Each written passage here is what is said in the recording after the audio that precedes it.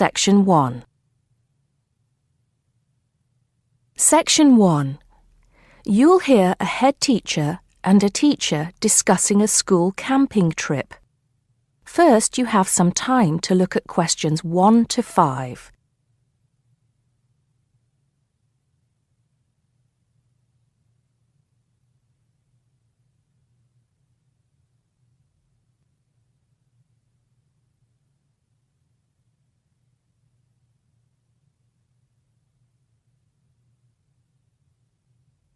Now we shall begin. You should answer the questions as you listen because you will not hear the recording a second time. Listen carefully and answer questions 1 to 5. Good morning, Mr. Thompson. Can I speak to you for a moment? Of course, Jamie. Come in. Have a seat. I've just finished looking through the reports for this term. It looks like the pupils are doing very well. Yes, I think they are. It's all going fine. So, Jamie, what's on your mind? Well, I've been thinking about next month's camping trip, the one for Year 10. Yes, we've got it scheduled for the 23rd to the 26th, if I'm not mistaken. Actually, I think it's the 24th to the 27th. Let's just check. Oh, right. Yes, you're right. So... Well, I've been thinking about how we might possibly make this year's event even better than last year's. Not that last year's wasn't great, but... Suggestions for improvement are always welcome, Jamie. So, what have you been thinking about? Well, to tell the truth, I wasn't completely happy with the camp we used last year. It was rather small, and I didn't feel that the grounds were particularly well kept. Go on. I did some searching, and I think I found the perfect spot. It's called Shepton Meadows, and... Is that the campsite in the Lake District? No, actually it's just outside Carlisle. It's a huge site, and it's on a lovely lake, Lake Brant, I believe it's called. Half the site is forested, and the rest, the actual camping area, is grassy. For kids that rarely get to see anything more than concrete, it's ideal. And the facilities are amazing. There's a basketball court, a large pool, and a football pitch. There are well-marked trails through the forest for hiking, and the lake is there for swimming and other water sports. I believe there's even a lifeguard service. That sounds like it might suit our purposes perfectly. Did you happen to find out about availability and cost? Yes, as a matter of fact, I did. I called them yesterday evening, and there are plenty of spots available. And because we're a non-profit organisation, they said they would give me a reduction in the price. If I remember correctly, we paid £5 a head last year. Yes, per night, right? Yes, each child paid £10 for the 2 nights. Well, at this campsite, it's only £4 per night. And they told me that if we had over 50 children, which we do, they could give us a further 10% off. That's very reasonable, isn't it? Well, from what you've told me, I think we should probably go ahead and book. Excellent. I'm sure the children will love it. I'm sure they will. Before you hear the rest of the conversation, you have some time to look at questions 6 to 10.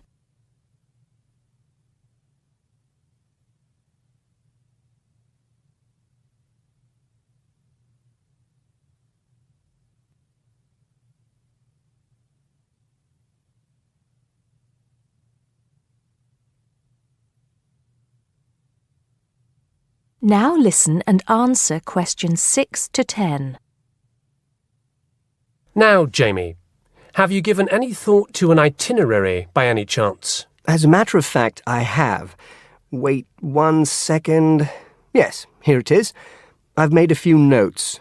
Okay, so, now, these are just ideas, of course. Yes, go on. Let's hear what you've got. Right.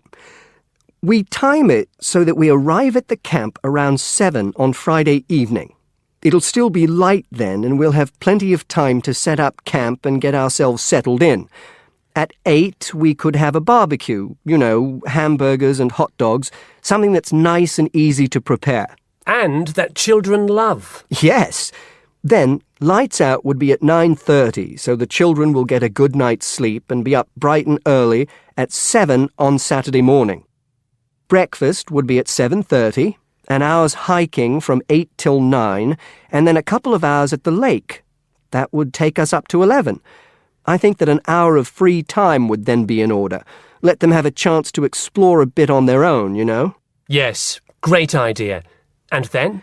Let's see, a picnic lunch at 12, and then sports in the afternoon till 4. Another swim until 5, and then supper.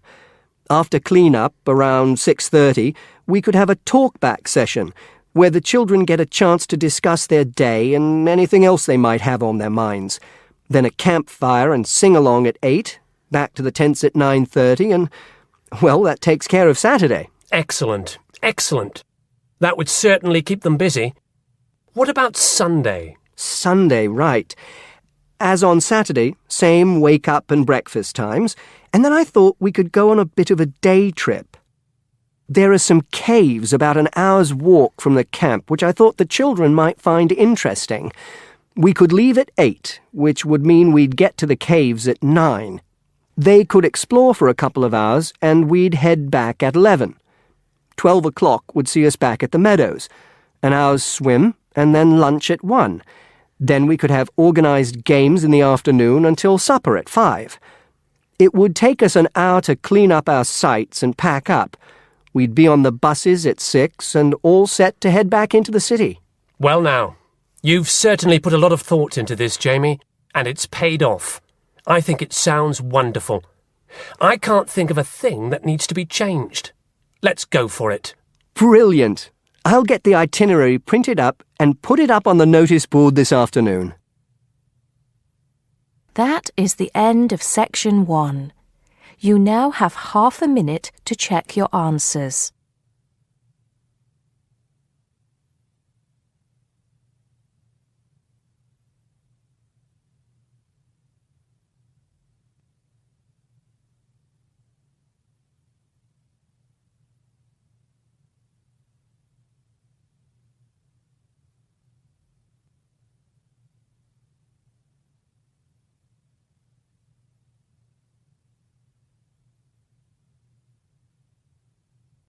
Now turn to Section 2. Section 2. You'll hear a man giving information to a group of new university students. First, you have some time to look at questions 11 to 15.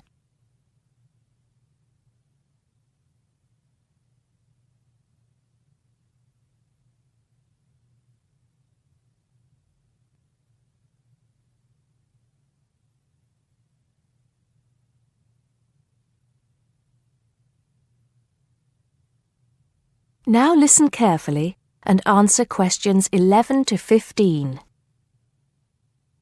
Good morning, University of Radstock students, and thank you for coming out today. As some of you may already know, my name is Scott Barnes, and I am the director of the Student Services Office here at the university. I'm here today to give you some information about what Student Services has to offer you. To begin with, let me just say that I feel that our office will play an important role in the way that all of you will experience your time here at Radstock as students. Primarily, our center is geared towards providing answers to any questions you may have. Because all of our reception staff are currently enrolled as students at Radstock, we feel that we're in an excellent position to deal with any issues you may face during your time here at the university. As I said earlier, the Student Services Office is mainly a place where you can have your queries answered. However, the office is more than that. For example, if you come and visit us, you can pick up your student discount cards.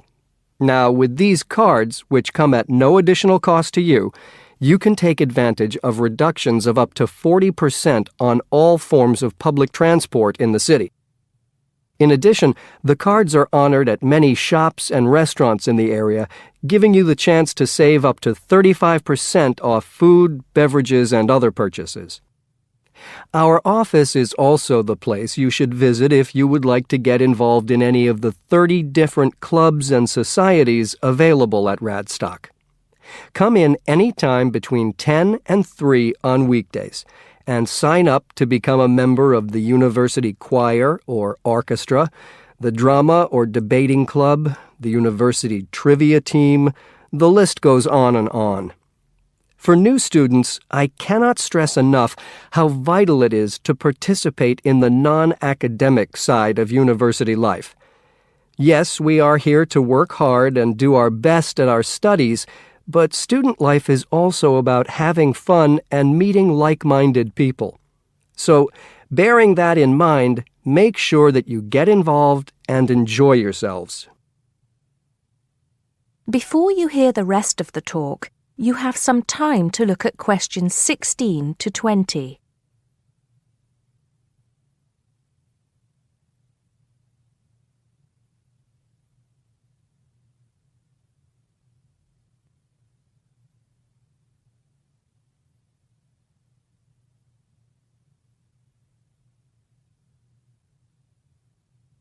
Now listen and answer questions 16 to 20. Moving along, I'd now like to talk to you about another very important service that our office provides, and that is counseling. I'm sure that you are all well aware that there are times in life when things can go wrong and times can get tough. We all have to endure difficult experiences, and these difficulties can be emotional or physical.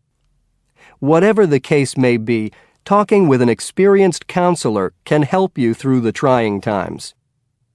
The counseling service here at Radstock is staffed by counselors who are qualified to help you deal with problems ranging from homesickness and loneliness to eating difficulties and life changes.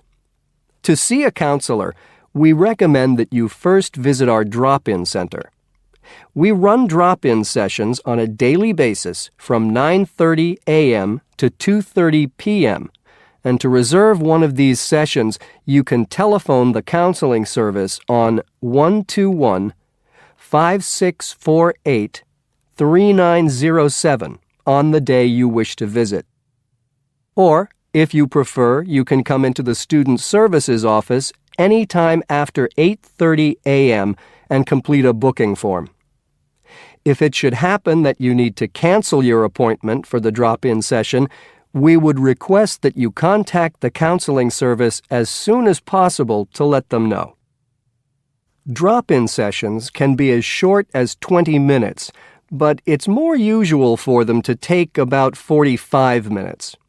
During that time, you will be asked some questions to clarify your situation, and a decision will be made as to what further action, if any, should be taken. After your session, several things may happen. Firstly, you may be referred to one of the university's counselors for further counseling, which normally consists of another 8 sessions. Secondly, you may be asked to visit another source of help within the university. Or finally, you may be referred to an external organization. Whatever course of action might be taken, you may rest assured that what goes on in these sessions is treated in strict confidence. I'd also like to mention that the counseling service runs numerous workshops on the campus every year.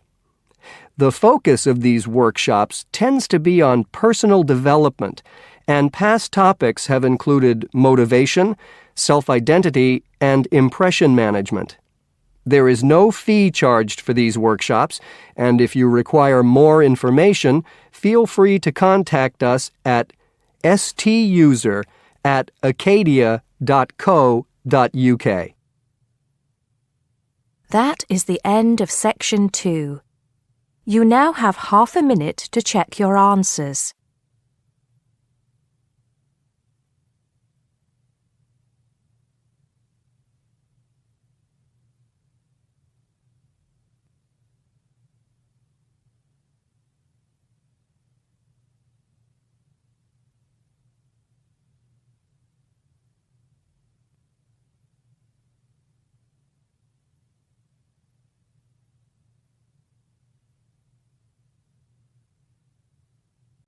Now turn to Section 3. Section 3. You'll hear a tutor and a student talking about the history of the scientific method. First, you have some time to look at questions 21 to 25.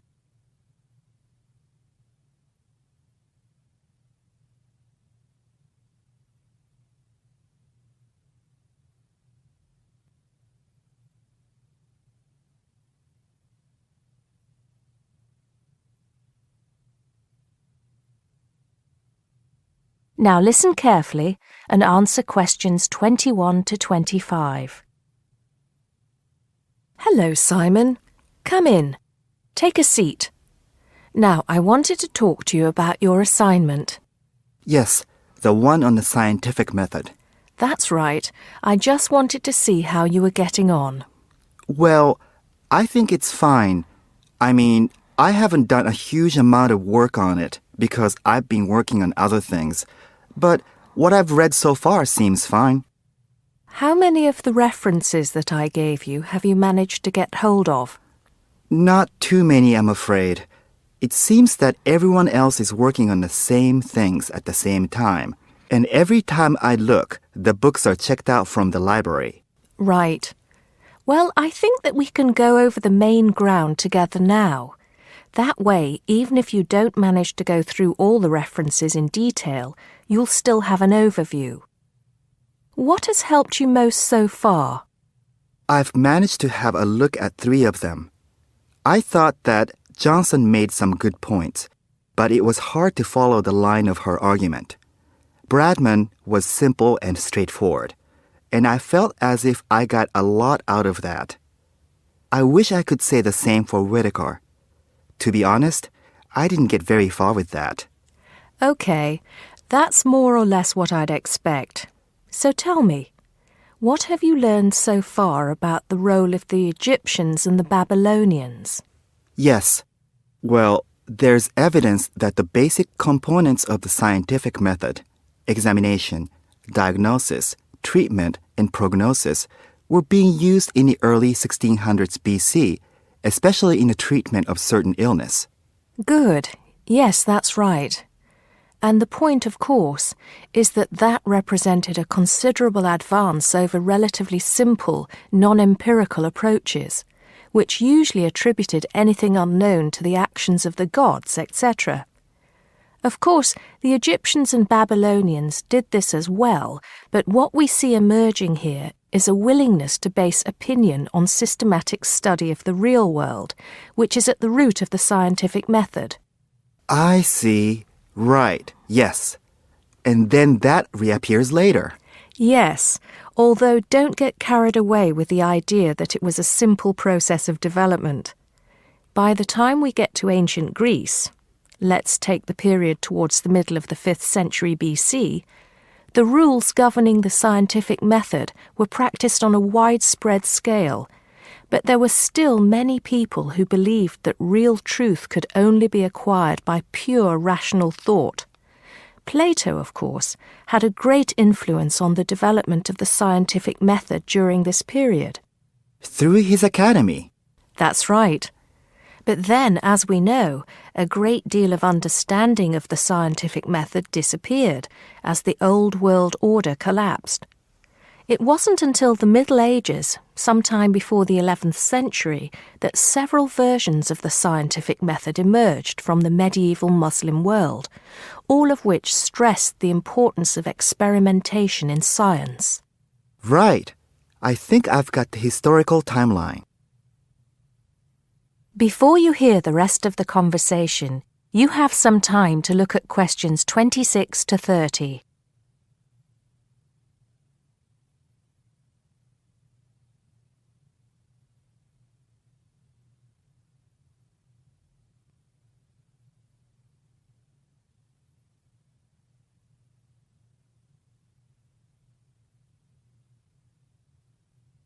Now listen and answer questions 26 to 30. The other thing I'm struggling with slightly is actually pinning down precisely what we mean by the scientific method. I wonder if you could give me some pointers on that. Sure. Well, it's best to think of the scientific method as a series of steps in a process which allows us to find answers to questions about the world around us. So the first step is to identify the problem. What is it that you want to know or explain? And then I think the next step is designing an experiment. But you can't design an experiment unless you know what you want your experiment to tell you. Oh, yes. You need to form a hypothesis to be tested before you design the experiment. So there's a very clear relationship between hypothesis and experiment. Having designed the experiment, then of course you go on to carry out the experiment.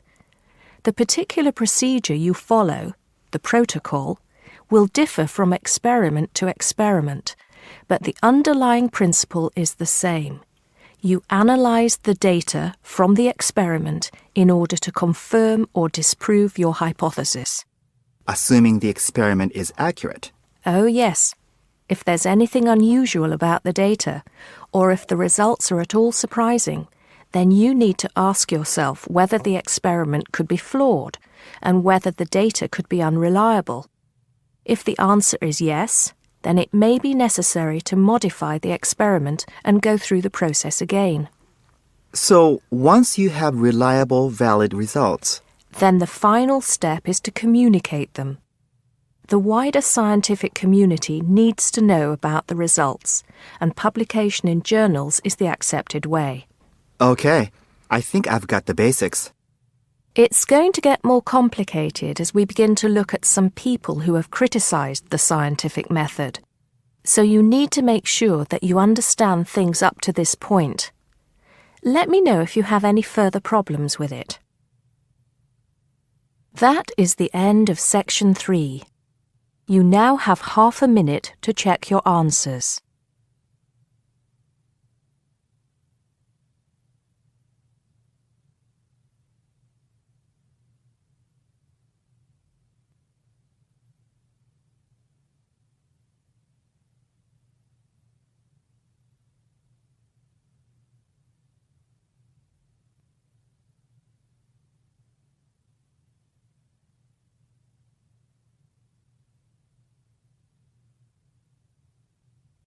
Now turn to section 4.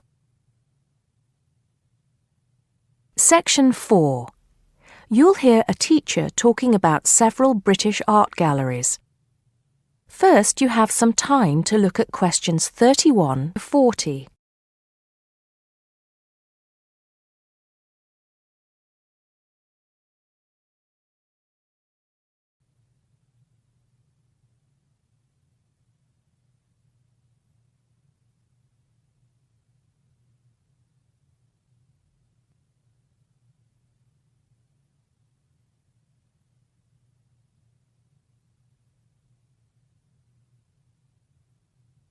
Now listen carefully and answer questions 31 to 33.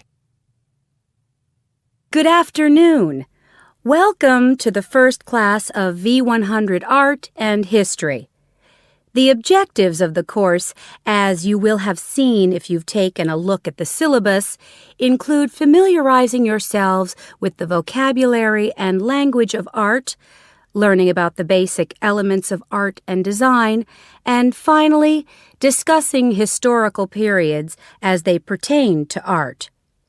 The course will also give you the opportunity to visit some of the many galleries and museums that Britain has to offer. So, having said that, I'd like to spend the rest of today's class talking about 4 of the more important galleries that we will be visiting in the coming year. As most of you already know, or at least I hope most of you know, there are 4 Tate galleries in all. To begin, I'd like to tell you a little bit about the Tate Modern. Tate Modern is located in a very busy part of London called the South Bank. It's close to 2 world-renowned tourist attractions, St. Paul's Cathedral and Shakespeare's Globe Theatre. Now, interestingly enough, Tate Modern is housed in what was a power station, built in several stages between 1947 and 1963. It was closed down in 1981 and reopened as a gallery in the year 2000. Tate Modern consists of 5 levels, with the Tate Collection being shown on the 3rd and 5th levels. On level 2, the works of contemporary artists are exhibited, while level 4 is used for holding large temporary exhibitions. Since this museum opened, it has become a popular spot for both Londoners and tourists alike. And believe it or not, it doesn't cost anything to get in to see the collection displays.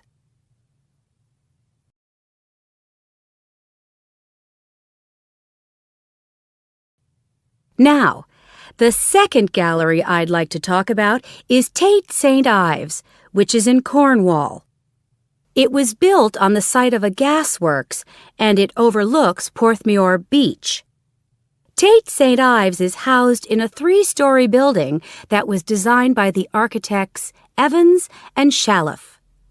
It was established in 1993, 7 years before Tate Modern was opened, and the gallery exhibits the works of modern British artists, including members of the St. Ives School, a group of artists living and working in the area from the 30s onwards.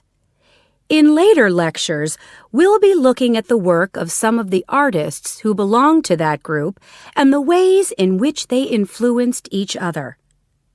Okay, am I going too fast for any of you? No? Good.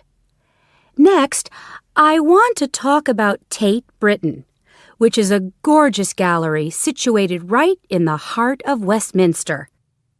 Tate Britain was the first of the 4 Tate galleries to open, and it was established in 1897.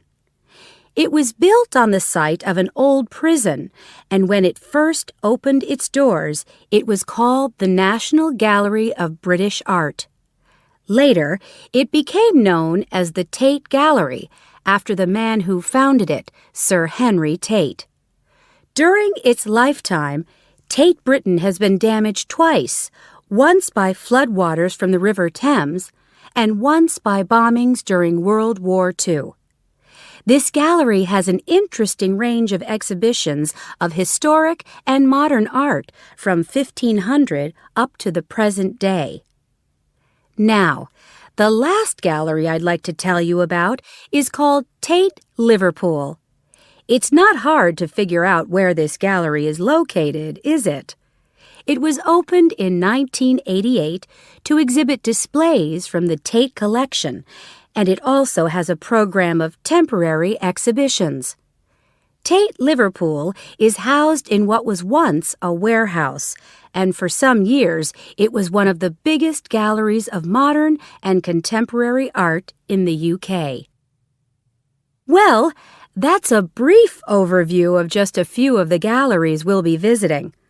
I'd like now to look in a little more detail at what you can expect to see in each of these galleries, starting with Tate Britain. That is the end of section 4. You now have half a minute to check your answers.